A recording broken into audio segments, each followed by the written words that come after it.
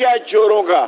تم کون ہوتے ہو بینچ بنانے والے؟ یہ سپریم کورٹ کے سر جی، یہ اب آپ میرے بچوں کی جگہ میں، آپ سپریم کورٹ کے چیف جسٹس کا فیصلہ ہے کہ کون سا بینچ بناتا ہے؟ یہ چور لٹیرے اور ڈاکو یہ کہیں گے کہ یہ بینچ بناؤ کہ کیونکہ یہ ہمارے فلانا ہمارا رشتہ دار ہے؟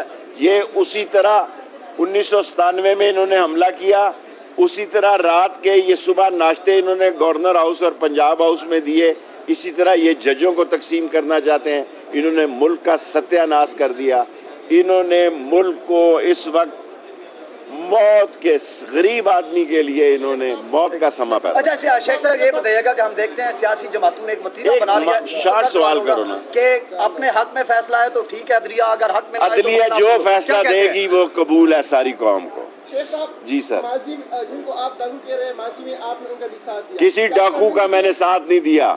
جہاں تک میں رہا سچائی کے ساتھ رہا، 16 وزارتوں میں اگر کوئی کیس نکلے تو سب سے پہلے حاضر ہوں، سوائے ایک میں رمضان کی 27ویں کو جاتا ہوں اور وہ جاؤں گا، ورنہ پاکستان میں ہوں، جیل میں سسرال ہوا ہوں، جب کہیں پھر چلا جاؤں گا۔ چوئی نثار میرا بھائی ہے، سیاست اس کی اپنی ہے۔ شیخ صاحب یہ بھی بات چل رہی ہے کہ اگر اسمبلیاں دوبارہ بحال ہوتی ہیں سپریم کورٹ کے آرڈر پہ، تو اس حوالے سے آپ کیا سمجھتے ہیں کہ کیا؟ میں تو سمجھتا ہوں الیکشن ہونے چاہیے، نہیں بحال ہونی